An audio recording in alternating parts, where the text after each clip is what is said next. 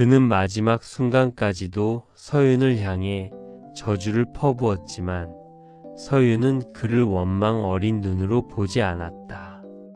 그저 길을 잃고 썩어가는 가련한 식물을 바라보듯 슬픈 눈으로 그를 배웅했을 뿐이다. 폭풍이 지나간 자리, 강 회장은 단상 위에서 서윤의 손을 꼭 잡았다. 주주 여러분, 성운의 정원은 이제 시작입니다. 가시 돋친 가지는 잘라냈고 이제 향기로운 꽃이 피어날 차례입니다. 강 회장은 주주총회가 끝난 뒤 서윤과 함께 다시 가회동 저택으로 돌아왔다. 두 사람은 말없이 온실로 향했다. 그곳엔 블루문 장미가 활짝 피어 가장 진한 향기를 내뿜고 있었다. 진흙탕 싸움 끝에 지켜낸 꽃이라 그런지 보랏빛 꽃잎은 유난히도 찬란하게 빛났다. 강 회장은 지팡이를 내려놓고 온실 의자에 깊숙이 몸을 묻었다. 서윤아, 내 말이 맞더구나. 진흙은 비에 씻겨가지만 장미의 향기는 영혼에 남는다는 것을. 서윤은 시아버지의 무릎 위에 조용히 담요를 덮어주었다. 얼음성의 마지막 균열은 그렇게 가장 단단한 사랑으로 메워졌다. 진우의 반격은 오히려 성운의 썩은 환부를 도려내는 메스가 되었고 서윤은 이제 성운의 며느리가 아닌 성운의 심장으로 인정받게 되었다. 밤하늘의 별들이 온실의 유리 지붕 위로 쏟아졌다. 더 이상 차가운 얼음의 빛이 아니었다. 누군가를 지켜낸 사람만이 누릴 수 있는 따뜻하고 평온한 별빛이었다. 진우가 검찰에 송치되고 성운그룹의 후계 구도는 유례없는 진공 상태에 빠졌다. 강 회장은 약속대로 서윤에게 문화재단의 정권을 맡겼고 그룹의 주요 의사결정 과정에 그녀를 참관시켰다. 하지만 얼음성의 견고한 벽은 쉽게 허물어지지 않았다. 수십 년간 강 회장의 밑에서 충성하며 기득권을 챙겨온 노예한 임원들에게 앞치마를 두르고 흙을 만지던 며느리의 등장은 눈의 가시였다. 재단 예산을 전액 삭감하고 사회환원 사업에 쏟아붓겠다니요. 이건 기업의 이윤 추구라는 기본 원칙을 무시하는 처사입니다. 기획조정실장의 서슬퍼런 외침이 회의실을 울렸다. 임원들은 서윤을 향해 싸늘한 시선을 던졌다. 그들에게 서윤은 그저 회장님의 총애를 받는 운 좋은 여자일 뿐이었다. 서윤은 수많은 서류 뭉치 사이에서 고개를 들었다. 그녀의 눈은 온실에서 장미를 돌볼 때처럼 맑았지만 그 안에 담긴 의지는 서리발처럼 차가웠다. 기업의 이유는 정당한 뿌리에서 나와야 합니다. 썩은 뿌리에서 맺힌 열매는 결국 독이 되어 돌아오죠. 성운이 그동안 쌓아온 부조리한 관행들을 걷어내지 않으면 이 성은 모래성처럼 무너질 겁니다. 서윤의 단호한 태도에 회의실은 침묵에 잠겼다. 하지만 그 침묵은 동의가 아니라 거대한 반발의 전조였다. 임원들은 서윤의 결재를 고의로 누락시키거나 재단의 프로젝트를 사사건건 방해하며 그녀를 고립시켰다. 고립무원의 처지에 놓인 서윤에게 뜻밖의 인물이 찾아왔다. 세계적인 조경 건축가이자 기업 회생 전문가로 명성이 자자한 혜준이었다. 그는 성운그룹의 외부 감사를 위해 강 회장이 직접 초빙한 인물이었지만 정작 그가 관심을 보인 것은 강 회장의 집무실이 아닌 저택 뒤편의 낡은 온실이었다. 서윤이 홀로 온실에서 시든 잎을 정리하고 있을 때 혜준이 불쑥 나타났다. 블룸은 장미군요. 한국의 토양에서는 도저히 자랄 수 없다고 학계에서 결론 지은 종인데 이걸 살려낸 분이 서윤 이사장님입니까? 서윤은 낯선 남자의 등장에 당황했지만 그의 눈빛에서 장미를 향한 진심 어린 경외감을 읽어냈다. 혜준은 장미 곁으로 다가와 무릎을 굽혔다. 그의 손은 건축가답게 군살이 박혀 있었지만 꽃잎을 살피는 손길은 정원사보다 섬세했다. 건축과 정원은 닮았습니다. 기초가 튼튼하지 않으면 무너지고 햇빛과 바람의 흐름을 읽지 못하면 죽어버리죠. 성운그룹이라는 이 거대한 성도 마찬가지입니다. 지금 이사장님이 하시려는 건 단순한 복지가 아니라 이 썩은 성의 조경을 다시 하려는 것 아닌가요? 혜준의 통찰력 있는 질문에 서윤은 처음으로 긴장을 풀었다. 혜준은 성운의 임원들이 감추고 있던 이면, 계약과 비자금의 흐름을 추적하는데 결정적인 단서들을 서윤에게 제공하기 시작했다. 그는 차가운 숫자의 세계를 다루면서도 서윤이 추구하는 따뜻한 자본주의의 가치를 누구보다 깊게 이해해 주었다. 어느 밤 강 회장과 서윤 그리고 혜준 세 사람은 온실에 모여 앉았다. 강 회장은 혜준이 가져온 보고서를 훑어보며 깊은 한숨을 내쉬었다. 내 평생 사람을 믿지 말라고 가르쳤는데 정작 내 곁에는 믿을 놈이 하나도 없었구려. 혜준 군, 자네가 보기에 우리 서윤이가 이 풍파를 견뎌낼 수 있겠나?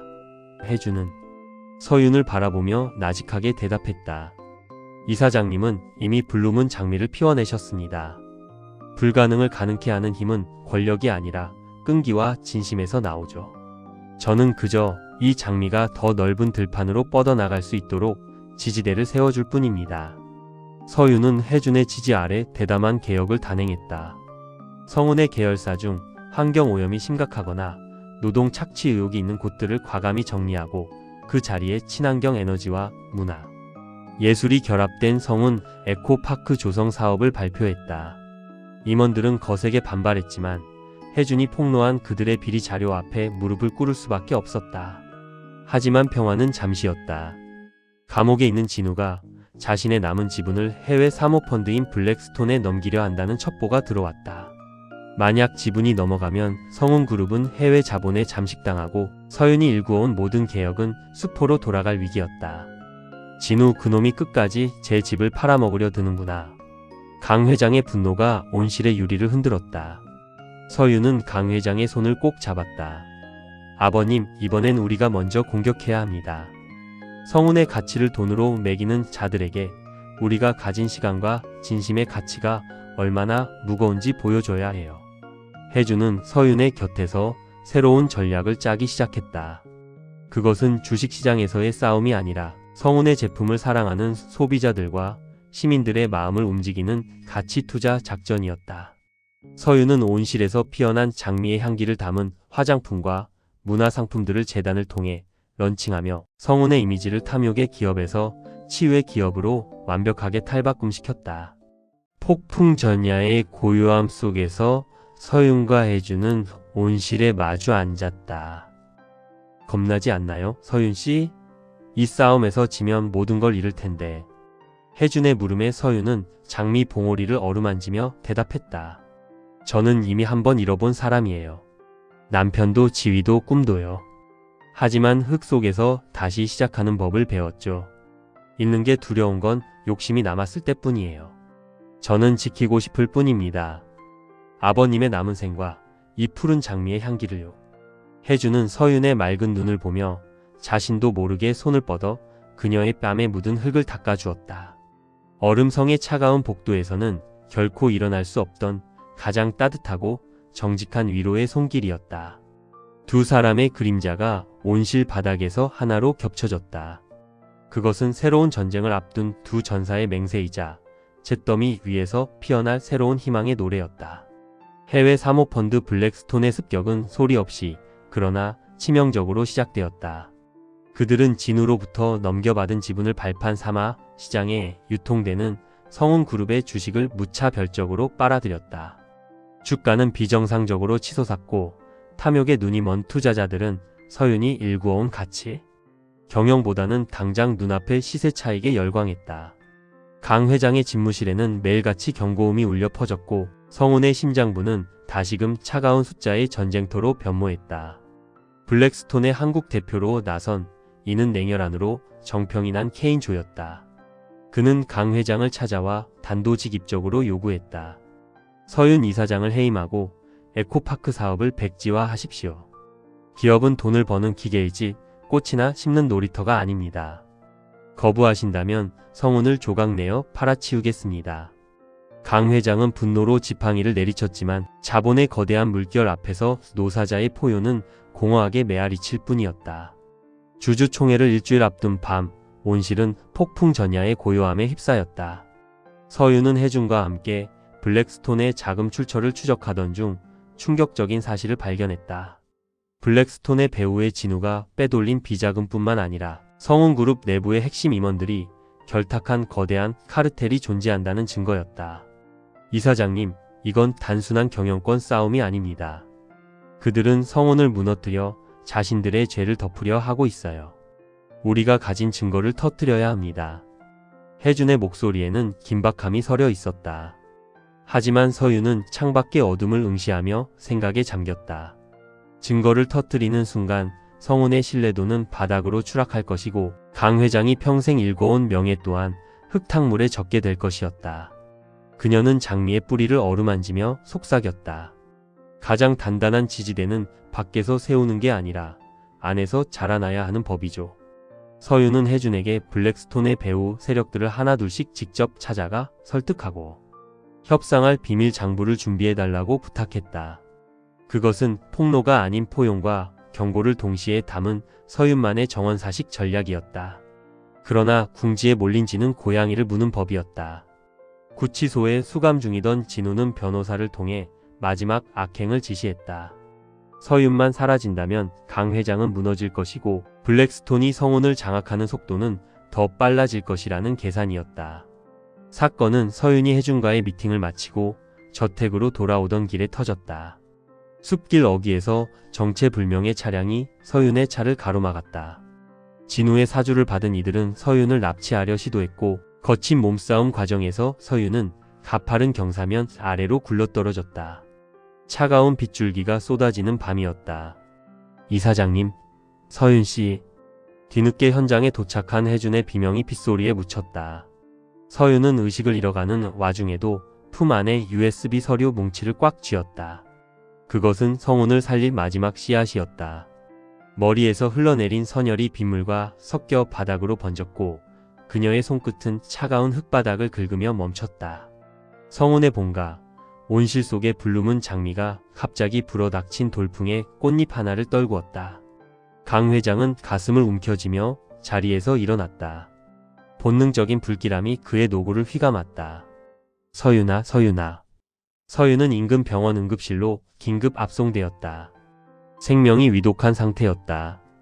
혜준은 피범벅이 된 서윤의 손에서 USB를 건네받으며 주먹을 피가 나도록 꽉 쥐었다. 그의 눈에는 평소의 평정심 대신 얼음성의 모든 적을 불태워버릴 듯한 분노가 타올랐다. 강 회장은 병원 복도에서 지팡이를 내던지고 통곡했다. 내가 이 아이에게 너무 무거운 짐을 지웠구나. 내가 이 아이를 죽였어. 성운의 절대 권력자는 이제 한 명의 나약한 할아버지가 되어 수술실 문 앞에서 무너져 내렸다. 그 시각 블랙스톤의 케인조는 승리를 확신하며 와인잔을 들어 올렸다. 하지만 그는 몰랐다. 서윤이 남긴 그 작은 USB 안에는 블랙스톤의 자금 세탁 경로뿐만 아니라 그들이 전 세계적으로 저질러온 금융 범죄의 결정적 단서가 담겨 있었다. 서윤은 자신의 목숨을 담보로 성운뿐만 아니라 거대 악의 뿌리를 통째로 뽑아낼 독을 준비해 두었던 것이다. 중환자실의 기계음이 고요하게 울리는 가운데 서윤의 손가락이 미세하게 떨렸다. 그녀의 꿈속에서는 여전히 푸른 장미의 향기가 진동하고 있었다. 죽음의 문턱을 넘나들면서도 그녀는 포기하지 않았다. 흙 속에서 다시 태어나는 식물처럼 그녀는 가장 깊은 어둠 속에서 다시 한번 태양을 향해 고개를 들 준비를 하고 있었다. 얼음성의 밤은 길었다. 하지만 그 어둠을 뚫고 혜준이 이끄는 반격의 서막이 오르고 있었다. 서윤이 흘린 피는 성운의 마른 땅을 적시는 마지막 양분이 되어 거대 자본이라는 괴물을 집어삼킬 거대한 숲으로 자라날 준비를 마쳤다. 성운그룹 운명의 날, 주주 총회장인 성운홀은 유례없는 긴장감에 휩싸였다. 블랙스톤의 케인조는 승리를 확신한 듯 여유로운 미소를 지으며 상석에 앉아 있었다. 서윤의 피습 사건은 단순 교통사고로 언론에 보도되었고 강 회장은 병실을 지키느라 나타나지 않을 것이라는 소문이 파다했다. 진우의 추종 세력들과 블랙스톤에 매수된 주주들은 이미 축배를 들 준비를 마친 상태였다. 시간이 되었습니다. 성운그룹 이사회 해임안과 경영권 승계에 관한 표결을 시작하. 케인조가 의사봉을 잡으려는 찰나 강당의 육중한 뒷문이 천천히 열렸다. 수천 명의 시선이 그곳으로 쏠렸다. 그곳엔 강 회장이 아닌 머리에 하얀 붕대를 감고 환자복 위에 단정한 코트를 걸친 서윤이 서 있었다.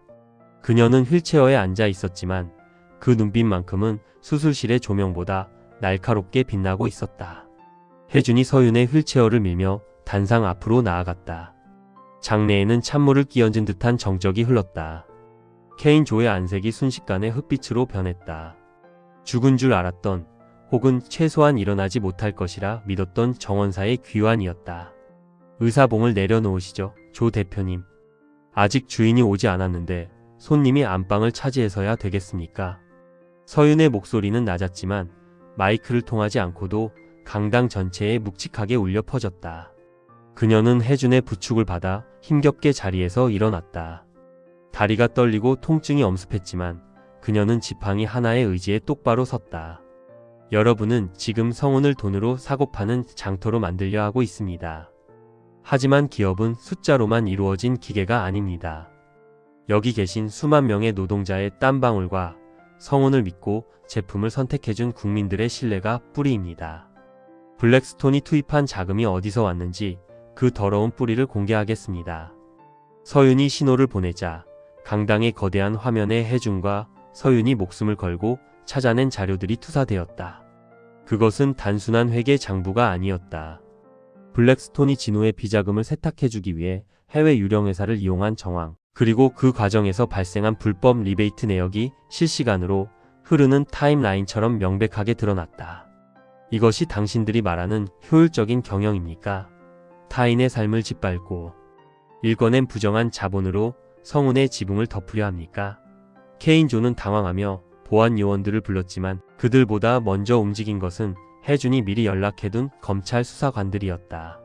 강당 곳곳에서 비명이 터져나왔고 블랙스톤과 결탁했던 내부 임원들은 고개를 숙였다. 그때 서윤은 단상 위에 놓인 작은 화분 하나를 가리켰다. 그것은 온실에서 가져온 블루문 장미의 작은 삽목이었다. 이 장미는 혹독한 겨울과 인위적인 독약을 견뎌내고 피어났습니다. 성운도 마찬가지입니다. 우리는 상처받았지만 무너지지 않았습니다. 저는 오늘 이 자리에서 제 모든 지분과 강 회장님의 권한을 위임받아 선언합니다. 성운은 이제 소유의 기업이 아니라 가치의 정원이 될 것입니다. 부당한 권력에 기생하는 자들은 떠나십시오. 하지만 성운을 사랑하는 정직한 정원사들은 남으십시오. 제가 여러분의 지붕이 되겠습니다. 서윤의 연설이 끝나자 잠시의 정적 뒤에 누군가 먼저 박수를 치기 시작했다. 그것은 성운에서 30년을 일해온 청소 노동자였고 이름 없는 소액 주주들이었으며 진실에 목말랐던 젊은 사원들이었다. 박수 소리는 거대한 파도가 되어 강당을 뒤덮었다. 케인조는 현장에서 긴급 체포되었고 구치소의 진호 역시 추가 살인 교사 혐의로 무기징역에 처할 위기에 놓였다. 얼음성의 더러운 오물들이 일순간에 씻겨 내려가는 순간이었다. 주주총회가 끝나고 모두가 빠져나간 뒤 서윤은 다시 휠체어에 몸을 실었다.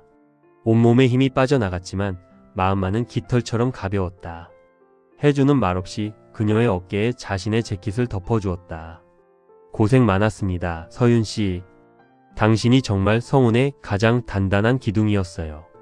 아니요, 혜준씨. 저는 그저 비바람을 막아주는 비닐 한 장이었을 뿐이에요. 뿌리를 지켜낸 건 우리 모두의 진심이었죠. 두 사람은 노을이 지는 성운 빌딩 옥상 정원에서 가회동 저택 쪽을 바라보았다. 멀리서 강 회장이 탄 차가 병원을 나서 저택으로 향하고 있다는 연락이 왔다. 이제 얼음성은 없었다. 그곳엔 상처 입은 사자와 강인한 정원사가 함께 일구어갈 따뜻한 숲이 기다리고 있었다. 서윤은 품 안에서 블루문 장미 꽃잎 하나를 꺼내 바람에 날려보냈다. 그 꽃잎은 보랏빛 궤적을 그리며 자유롭게 날아갔다. 그것은 지난 7년간의 눈물에 대한 작별이자 그녀가 맞이할 가장 찬란한 아침을 향한 초대장이었다. 성운그룹을 뒤흔들었던 거대 자본의 폭격과 골육 상쟁의 비극이 지나간 자리에 가회동 저택은 이전과는 전혀 다른 침묵을 머금고 있었다. 과거의 침묵이 서로의 목을 조르는 서슬퍼런 칼날이었다면 지금의 침묵은 갓 구워낸 빵처럼 폭신하고 따뜻한 안식의 조각이었다. 서윤의 제안으로 저택의 높은 담벼락을 허물고 조성된 성운숲 도서관은 이제 시민들의 웃음소리로 채워졌고 얼음성이라 불리던 본체는 그 거대한 숲을 지키는 든든한 고목처럼 그 자리에 서 있었다. 강중만 회장은 이제 휠체어 없이도 지팡이 하나의 의지에 온실까지 걸어갈 수 있을 만큼 기력을 회복했다. 하지만 육체의 회복과는 별개로 그는 자신의 생체 시계가 서서히 멈춰가고 있음을 직감했다. 노회한 사자의 눈에는 도끼 대신 먼 길을 떠나려는 여행자의 평온함이 서려 있었다. 어느 늦은 가을 저녁, 타오르는 노을이 온실의 유리 천장을 붉게 물들일 때 강 회장은 자신의 생애에서 가장 소중한 정원사를 곁으로 불렀다. 서윤아, 이리 와서 내 곁에 좀 앉으련다. 이 장미 향기가 유난히 달구나. 서윤은 흙이 묻은 앞치마를 채 벗지도 못한 채 강 회장의 곁으로 다가갔다. 그녀의 손은 이제 재벌가 며느리의 고운 손이 아니었다. 거친 흙을 만지고 전지 가위를 휘두르느라 마디가 굵어지고 굳은 살이 박힌 정직한 노동자의 손이었다.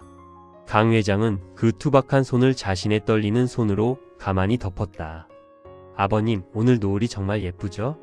내년 봄에는 온실 입구 쪽에 넝쿨 장미를 더 심어볼까 해요. 아버님이 좋아하시는 그 진한 보랏빛으로요.